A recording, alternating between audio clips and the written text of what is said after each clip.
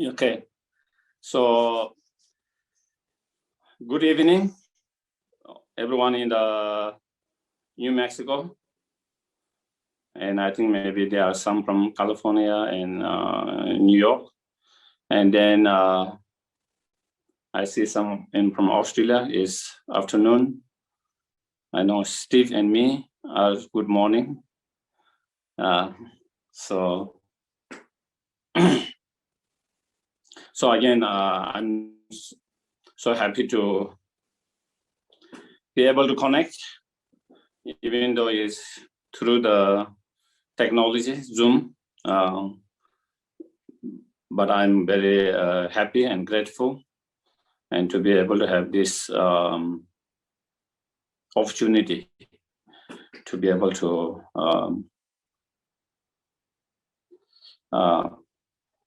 interact and have this opportunity to discuss and see each other.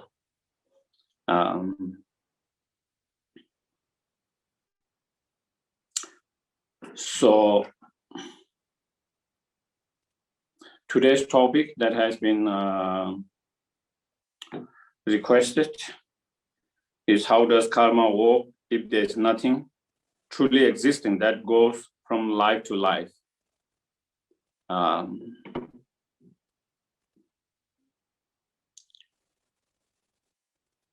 First of all, when we talk about karma,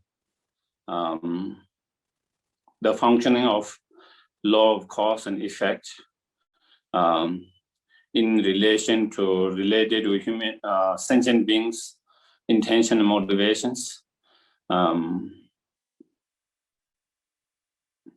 In sentient beings' experience.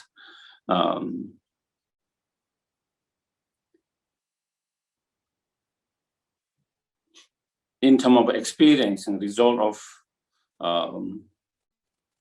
our karmic actions, the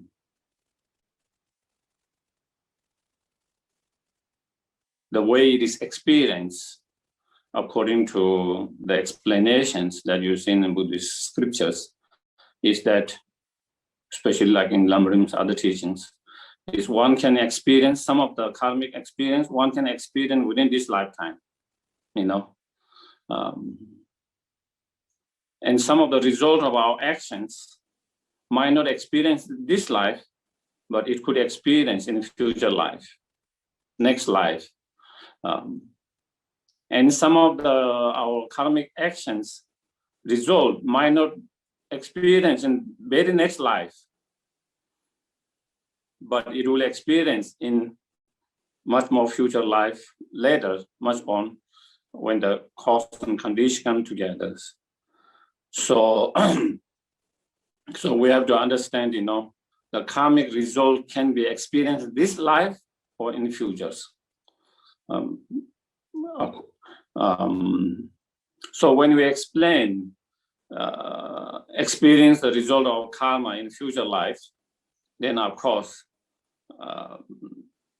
the concept of, you know, many lifetimes comes, you know, rebirth or reincarnations, the concept of that comes.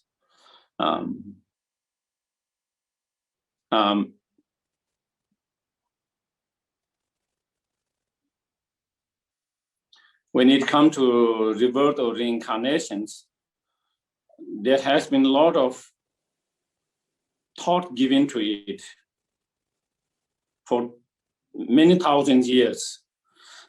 So therefore, within the Buddhism and within some of the school of thoughts, even before the Buddhism, you know, they have had a lot of given thought what happens when we die. Is there a continuation of our life after we die, or everything ends when we die? That kind of thoughts has been given by great scholars, meditators, philosophers, and have been discussed.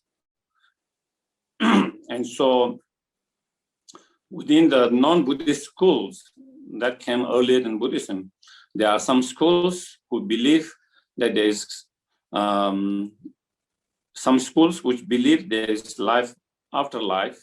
So there is a concept of rebirth, reincarnations, and therefore the karma that carry from one life to a karmic seed from one life to another life.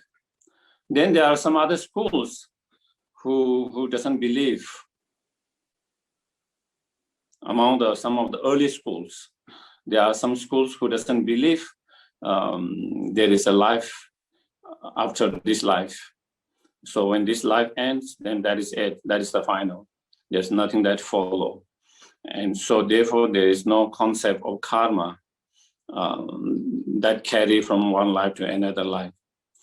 So, and within the Buddhists, earlier 4 school of thoughts in India of the Buddhists, they all have the concept of reincarnation or the rebirth and the karmic result that is experienced in either this life or next life and much more later life. So those are the different school of thoughts.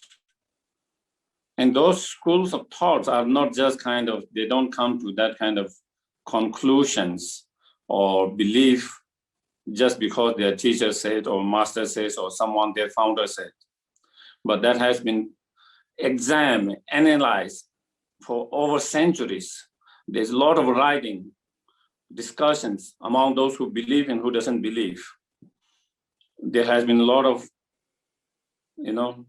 direct debate, discussions, those who believe and those who don't believe, and trying to prove their point of view based on their own reason and logics and understanding. And that has been involved through direct discussions, direct debate, or through writings over the centuries. And so, and I think it continues to be subject of discussion even this time, whether what happens after this life, whether there is a continuity of this life, whether there is next life or not next life. So that is one aspect of this subject, because we are talking about, if the karma is not inherently existing, so how can it be experienced life after life? So to come, then I wanted to kind of, without going in any details, but just to touch on that, because we are talking about life after life.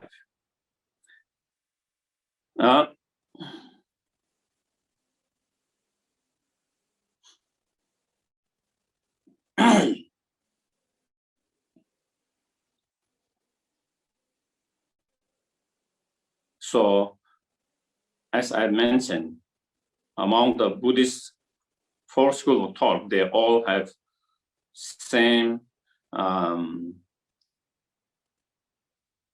agreement in terms of many lifetimes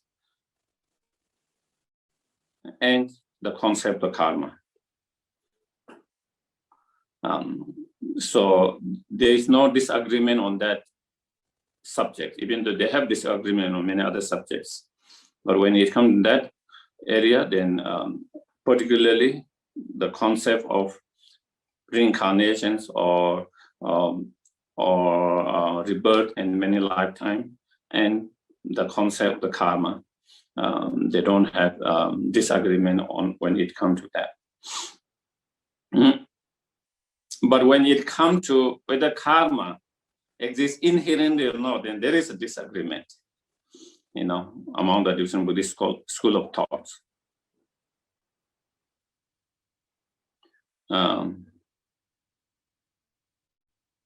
The 3 Buddhist school of thoughts, Bhabaska, Sotandrika, and Siddhamatra, those 3 school of thoughts, they believe that karma in inherently existence. Okay. Whereas the middle way school, Madhyamika, refute the idea of existing inherently. So again, this is a big subject matters about, and it's kind of crucial. So we don't need to go so detailed in that at the moment, you know.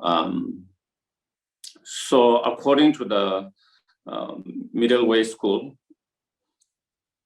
of the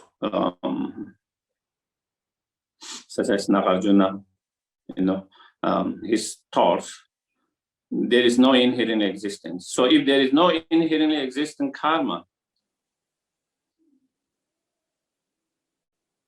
then how can one experience result of previous karma from life after life? So that question comes. And on the basis of that, you know,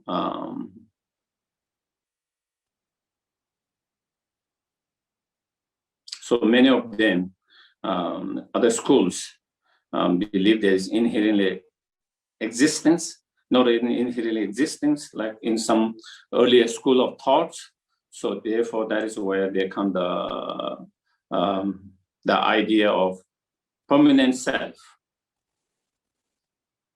Not a Buddhist school of thought, but earlier school thought before the Buddhism. There are some school of thought which believe there is a permanent self, because they believe if there is no permanent self, then how can the actions that I create that can be experienced by my next life there?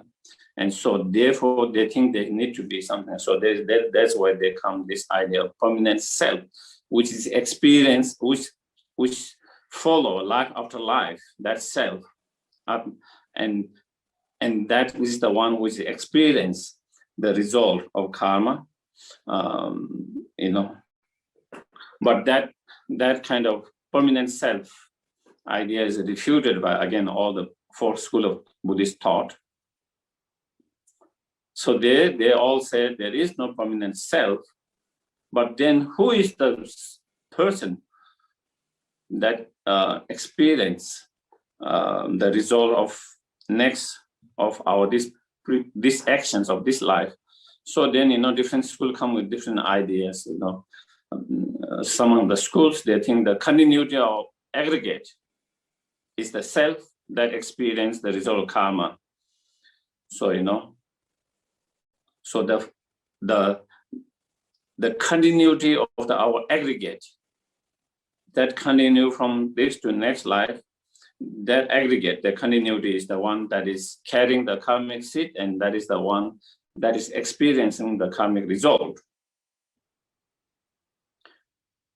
And then, you know, some other school of thoughts comes, the mental consciousness is the self, you know, that carry the karmic seed, and then that experience the karmic, that is the one carry the karmic seed and experience the self, the person, or the self experience the karmic result in the futures.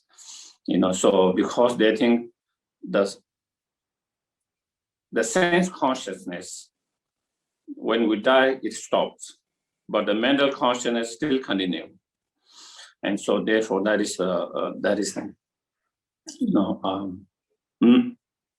and then mind only school come with even another idea of what they call, you know, the mind basis of all. They come with the idea of eight kind of mind, and then the mind basis of all is the one that carry that karma seeds from life after life, and that's how we experience. But they all come to, you know, have this idea of inherently existence. You know, they think if there is no inherently existence from the objective side, from the object itself side, then they think there is no difference between the object in your dream and the the object there when you are awake. Okay. If there is no inherently existing, iPad, which I'm using now, okay, then they think there is no different from the iPad that is in my dream.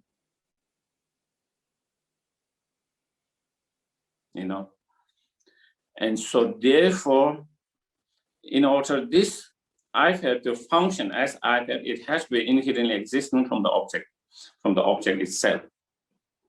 So otherwise, just like the iPad in my dream, that cannot have the function of this iPad to communicate with you and see you like this way, so then there will be a difference. So that is the some of the reason or logic behind them of coming with this idea of why it should be inherently existence.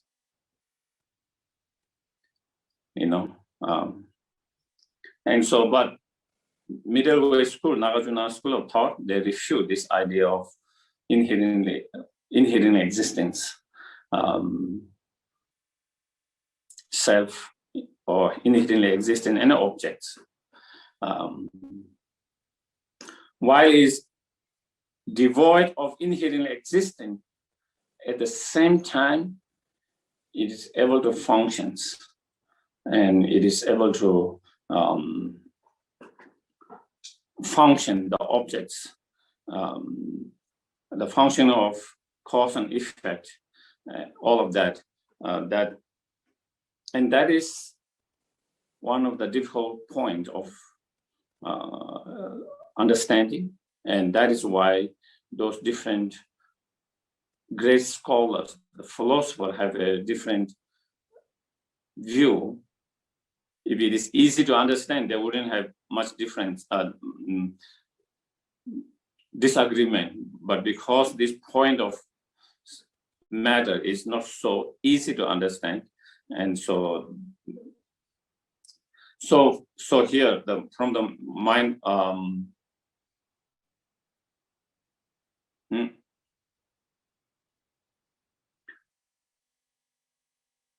So in Prasangika middle way school, they don't have this concept, or they don't believe in this concept of permanent self, or the continuity of the aggregate, or the mental consciousness, or the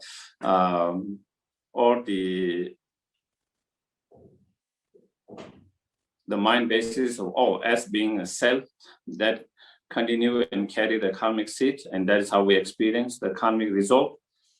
But they have this, they come with, in Tibetan we call shikpa. I don't know exact English term how it is used. Is shikpa and jikpa is like a disintegrating, all impermanent objects disintegrating, So therefore there is this shikpa disintegrating, and that disintegrations of that objects lead to the next disintegration, and that lead to the next disintegration, and so there's continuity with that disintegrations, and that is the one that shikpa or disintegration. I don't know whether that's the right term that I'm using. That is the one which is carrying the karmic seed. So even though, that disintegration, after something coming to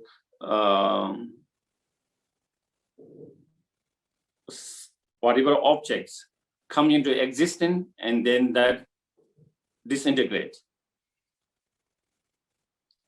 and that disintegrate lead to the next disintegration, and that continuity that carry that. So it is like that, let's say water from the mountain, and then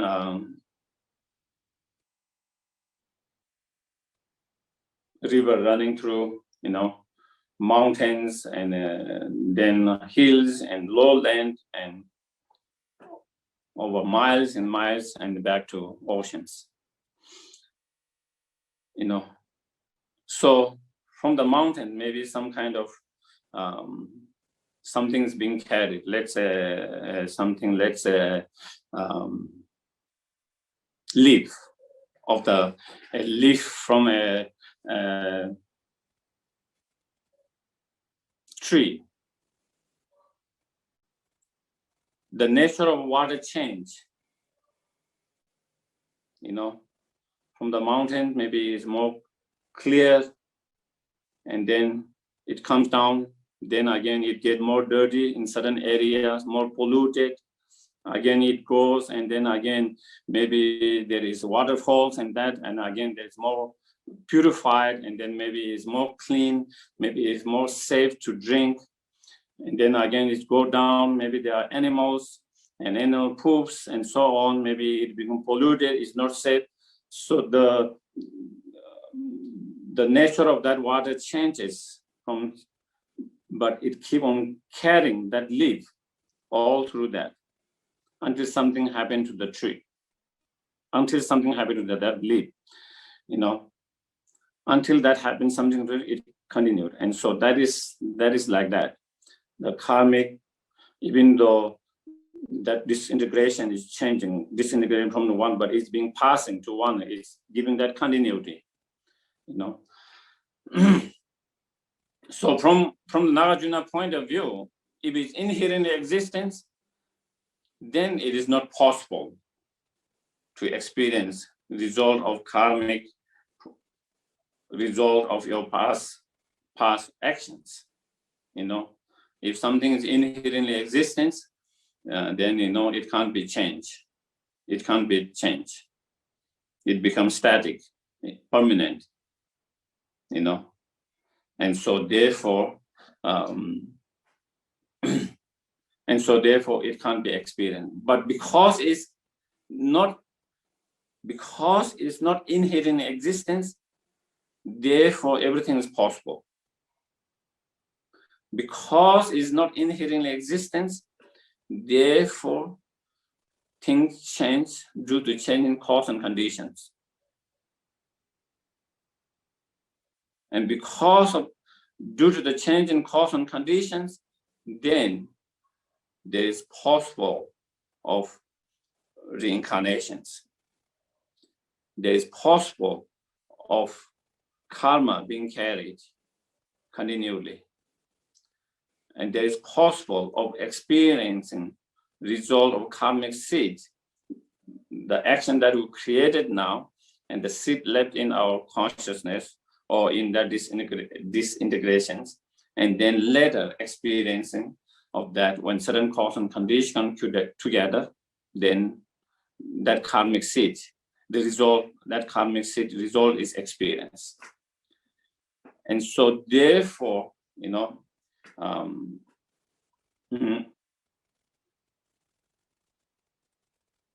so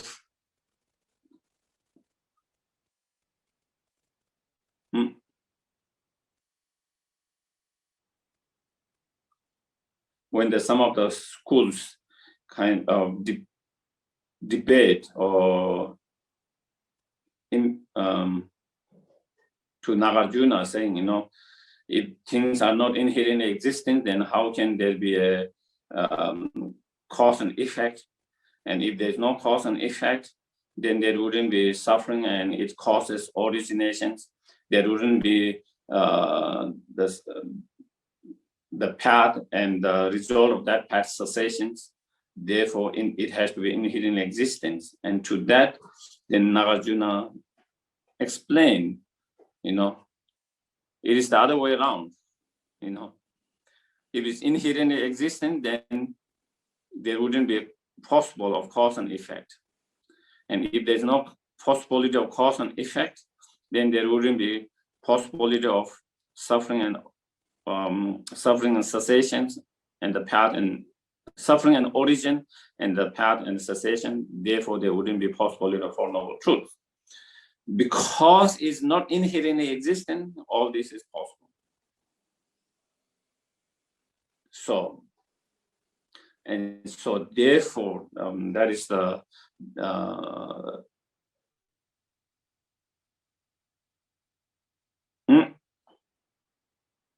so I think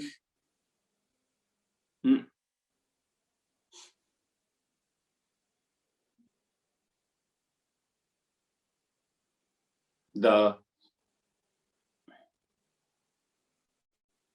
difficulties comes of I think not only for many of those schools, but even for us in our everyday life, you know, if there is no object existing inherently from the objective side, how can it exist? And how can it function, isn't it?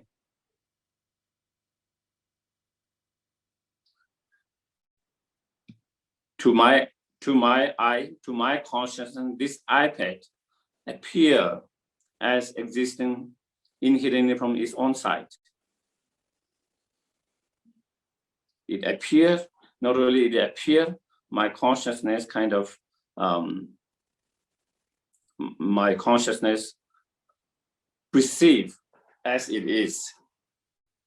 And for me for us to say, you know, there's no inherently existing iPad from its own side, but at the same time to be able to have this functioning iPad is very difficult to understand, isn't it? Well, I don't know for you, maybe it might not be so difficult for you.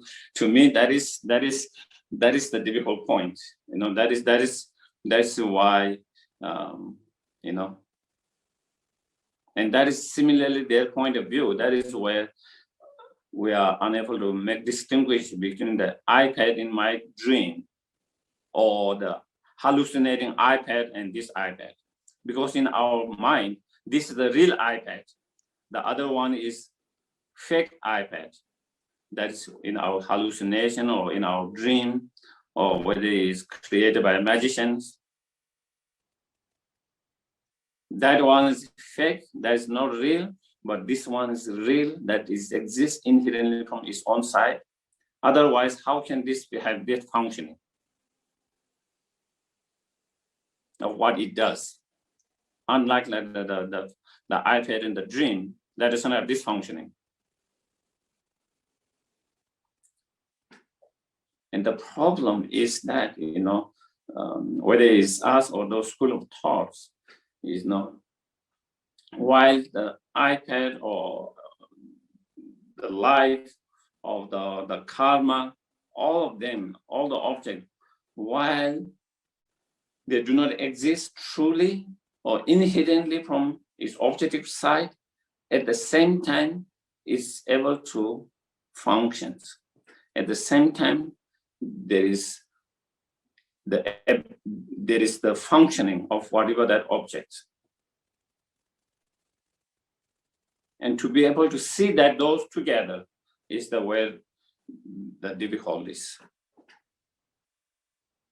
While it's empty of inherent existence, at the same time, it has that function. While it's inherently empty of inherent existence, at the same time, you know, positive action brings suffering. Negative actions brings, positive actions brings happiness, and negative actions bring suffering. There's that functioning. While it's empty of inherent existence, at the same time, certain emotions disturb our mind or ourselves. Certain minds brings peace and joy in ourselves, in mind, even though they all are empty of inherent existence.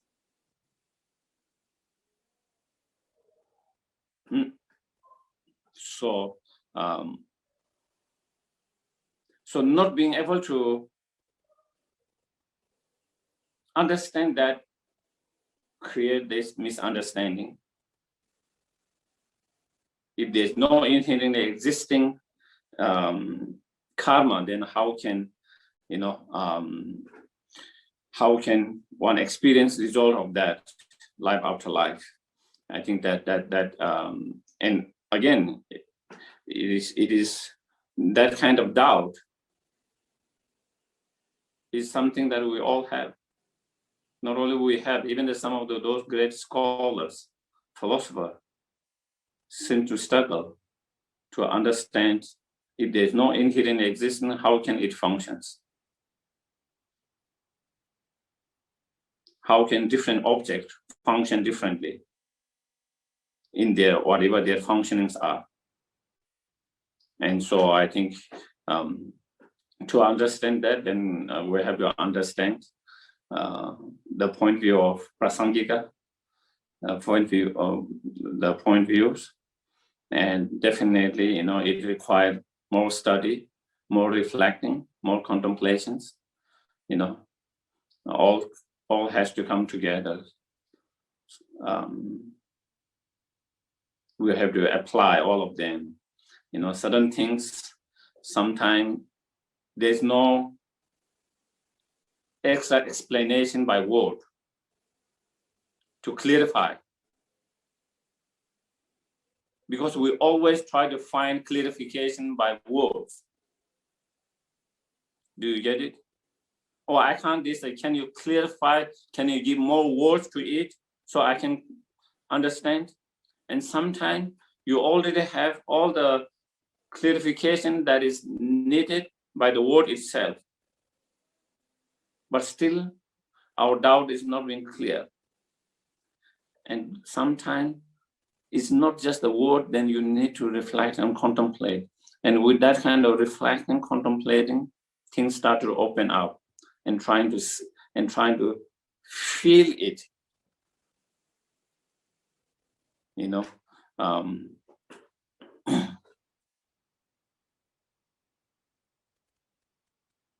And sometimes as you reflect and contemplate, sometimes then you started to come to things, oh, that is why it is.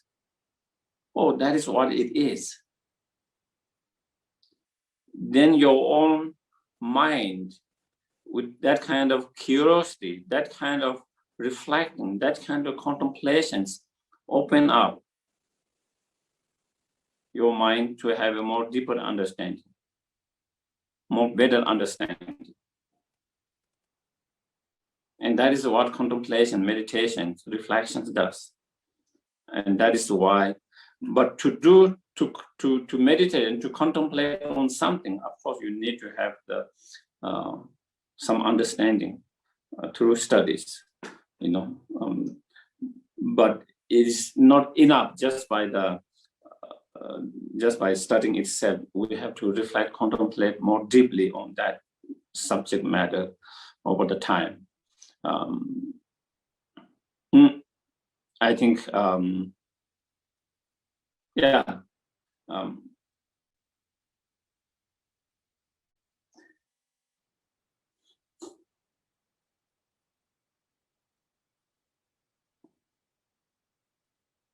that was also same, well, to say, sometimes it's same to me. I find that, sometimes I've received many teachings, I read a lot, and sometimes just by reading some wisdom, there's no, I don't hear. Sometimes it's there, but sometimes you can't hear, properly, or you don't hear everything, but I don't hear anything more clarification than what I've already understood before. Whether I'm reading it or whether I'm listening to many teachings,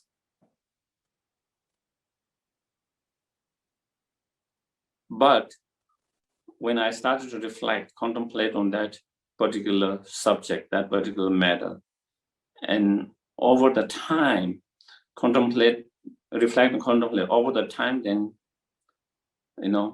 you started to get certain things here and there that started to make more clarity, that started to clarify more, that started to say, oh, that is it, that is why That's why. And if you have to explain, there is not much, again, there's not much more explanation in terms of word, but deeply you have a better clarity and better, more convictions. Clarity and more conviction in that particular subjects and matters as you started to reflect and contemplate. And so I think, so anyway, yeah, that is, and that is that way. Also, that was the advice given to Lama Tsongkhapa Manjushri,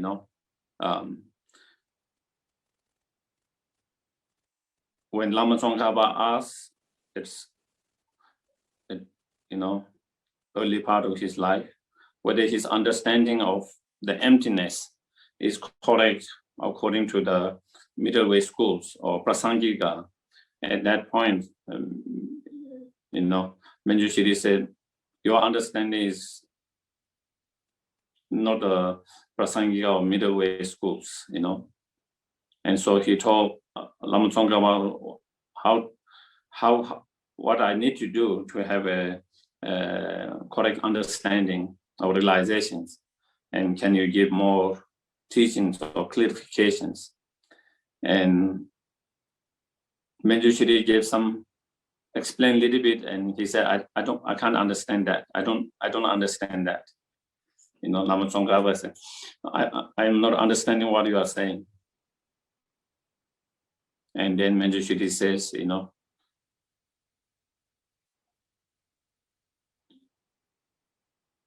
there's nothing more I can explain. There's nothing I have explained to than that. But if you apply, you continue to study, continue to reflect, contemplate, at the same time, trying to do purification, accumulation of merit, and then time will come when you have realizations of what I said and realizations of what I explained, and also realizations of the correct understanding or realization of emptiness. And that is what Lama Tsongkhapa did. And then after all of that, then over the time, then he did have that correct understanding. So I think that is that I feel that is one important subject for all of us. I think sometimes we try to understand everything by words. Can you clarify more? Can you give more explanation? Can you give? And sometimes we cannot have convictions or deep understanding, realization just by the following all this, the word itself. Those are helpful to give us some basis to reflect on, contemplate on. But we really need to reflect, contemplate on. And I think that is the crucial. Otherwise, we might have been studying for 20 years, still we don't have convictions. Still we don't have clarity. Because we have been following the words more than trying to reflect and contemplate on the meaning of those words. So I think with that, maybe I will kind of conclude, and I will take some questions. Maybe there was one, not Dharma question, but there was one question which has been sent. So maybe I might just answer that. Is I think from one student, because maybe some people might be also having that question. Do you have any indications of when the travel restriction might be lifted? And how easy it would be for you to book a seat on flight back? I have no idea, the restriction, the lockdown started April 19 for 1 month, and then they extended 1 more week Then they extended 10 more days. Then they extended 1 more weeks. And now it is still supposedly 21st of this. And again, they will see whether they will open or not. Whether the cases are still not down, the cases are still not below 5%. So I don't know whether they will open or not, and how they are going to open. So again, the government will take the decisions on maybe 20th or 21st of the June, whether they are going to open the lockdown, and of course, even they open, definitely they will be opening gradually. I don't think they will open everything at once. And so that will at least take a few weeks to really, or maybe in months, to kind of open fully. And definitely getting a seat might not be so easy as normal, because so many people have been stuck for last 2 months. So once it opens, everyone will be rushing to get a seat. So that will be another challenging, because especially there are so many, workers from the Middle East who came here and they couldn't go back, laborers. And so there will be a lot of rush for the flight, a lot of rush traffic and rush for the seats. So we will see. So hope that it will open soon, and hope that we'll be able to get the seat quickly, easily.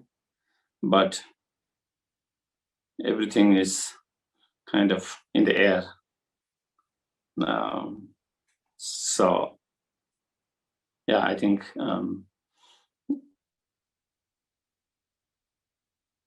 so is there, I think I might have seen some questions. Okay. Yes, Geshe-la, I just sent you questions from Susan. Yeah, I saw there. So then what is that takes rebirth?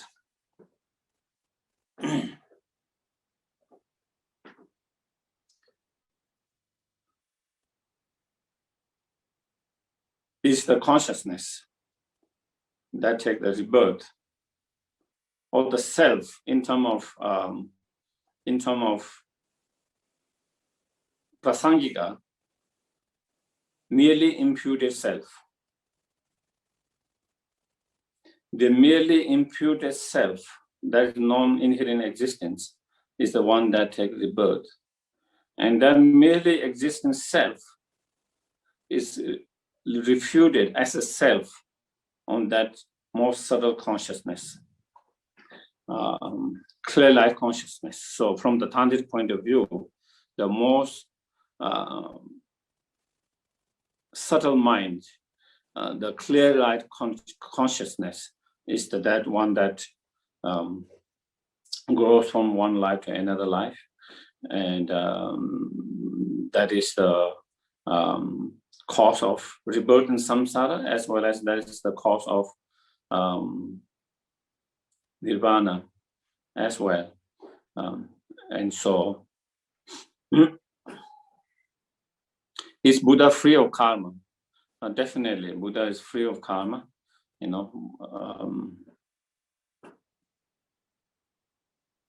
Generally speaking, karma is created due to, of course, when we talk karma, there are contaminated karma, non-contaminated karma. And contaminated karma are created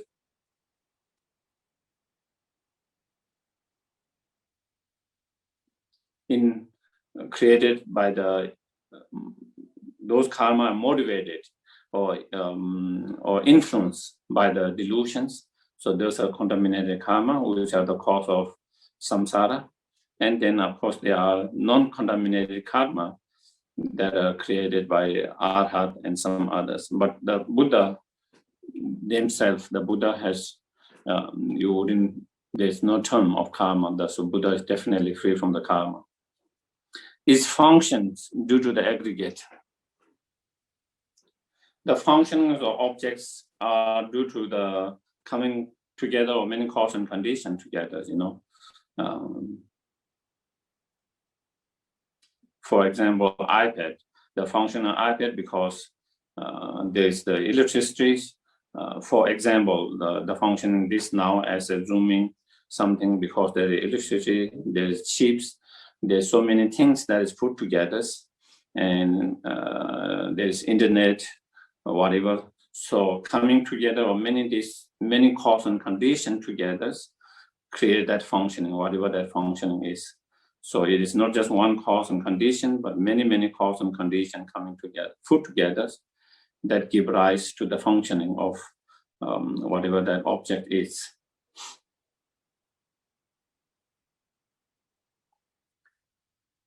While we are discussing Shikpa, so then what is that check? Okay, yeah. So then there is one question. Okay, it is not a question, it is just a message. Grateful to see, well and happy. I don't know, happy part.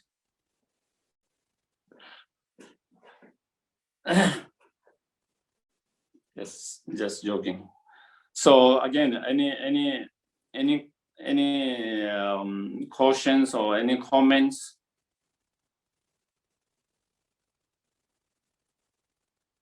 Any sharing?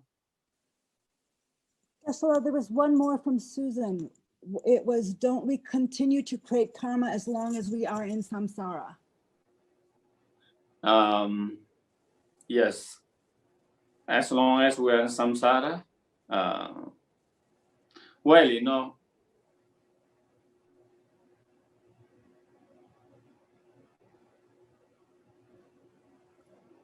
once, even we are in samsara, but once we have a direct realization of emptiness, and when you become Arya, from that moment, then you stop creating karma to take birth in the samsara.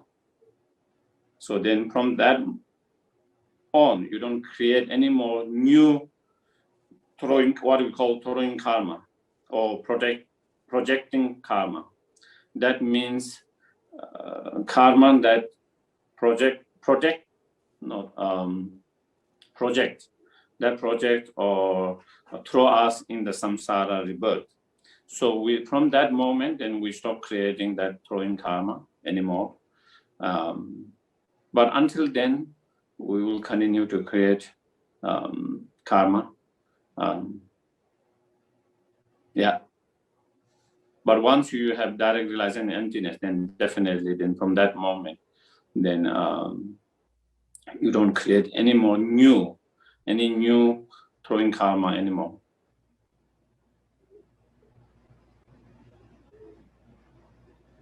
Yeah.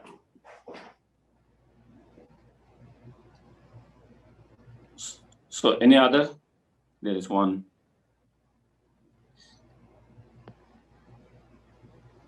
Where is that? I think There's one from Asia. There's one from Asia. Yeah. Does karma work because things exist as? Yeah, go ahead. Yeah, dependent arising, even though they do not have inherent existence. Yeah, absolutely. Because of the dependent arisings and inherent existence are the contradictory and opposite. Something that is inherent existent cannot be dependent arising.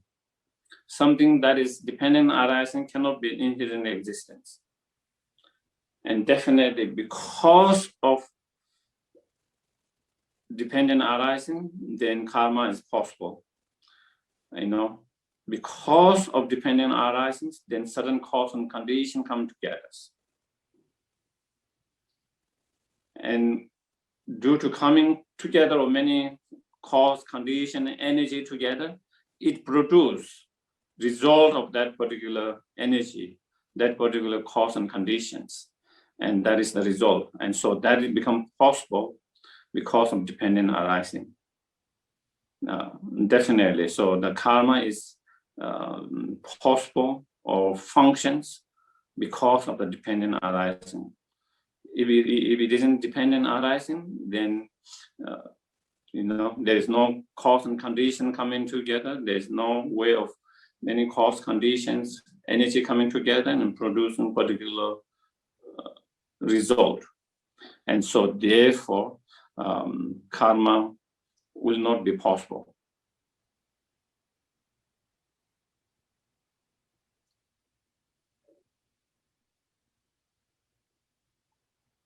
There is one more question. Let me check.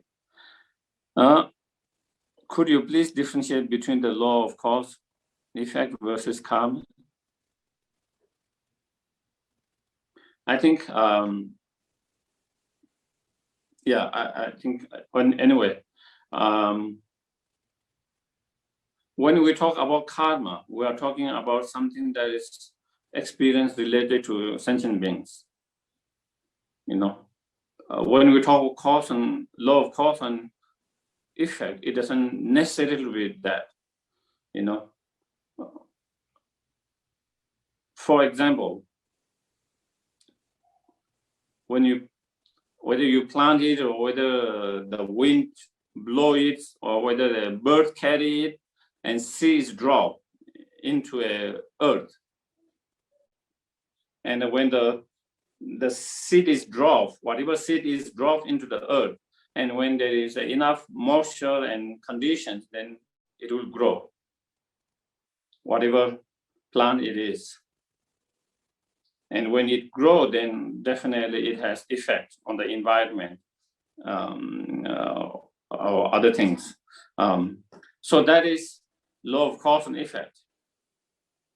Certain energy to come together, and then that it produce, storms. Certain cause and condition come together, then it create landslide, floods, or drought. So that is law of cause and effect. Why there is drought? Because there is certain cause and condition that lead to that drought. Why is there a storm? Because certain cause and condition come together to produce that storm. So all this is being produced. Those results come because there is certain cause and conditions that produce that. That is law of cause and effect. Or the law of cause, the law of gravity as well. So like that, but when we talk about karma, we are talking about, within that law of cause and effect, then when sentient beings, mind, intention, motivation get involved, it adds up another cause and conditions within that law of cause and effect. When sentient beings, mind, whether intention, motivations, whatever, when sentient beings, mind get involved, and within that law of cause and conditions, that through the involvement of sentient beings' mind, it creates another layer of cause and conditions. And through that, then, we create certain actions. And then as a result of that, then we sentient beings experience different experience, whether it's pleasant experience, whether it's unpleasant experience, whether it's a neutral experience. So that is what we call karma, and so therefore we can say in terms of debate, when we debate, we have this, four possibility, So when we talk about that possibility, in this case, if we bring, if is karma, is definitely here the law of cause and effect. If it's law of cause and effect, it doesn't have to be karma. Okay. And there is something which is both of them, and there is something which is not both of them. So then those are the four possibilities we talk about. So if it is karma, it pervasive, it's sure that is law of cause, is part of law of cause and effect. But if something's law of cause and effect, it doesn't have to be karmic, law of cause and effect. So you know, that is my my take on that. Even though maybe there might be some even though there might be some what you call differences on my take on that. You know, also His Holiness always says, and also, you know, same thing, I think, you know,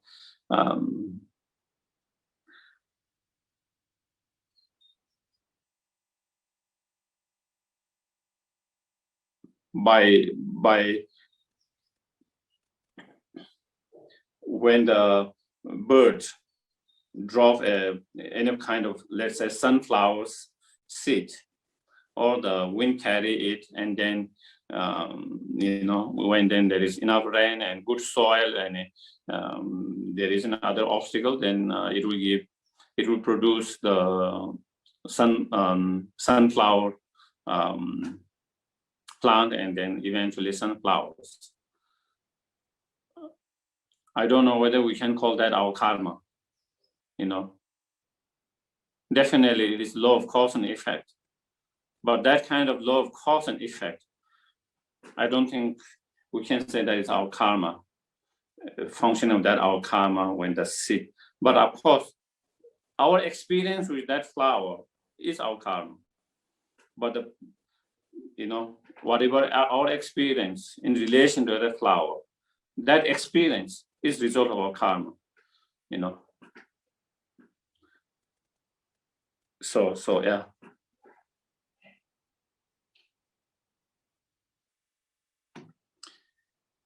So we have still 1-2 minutes.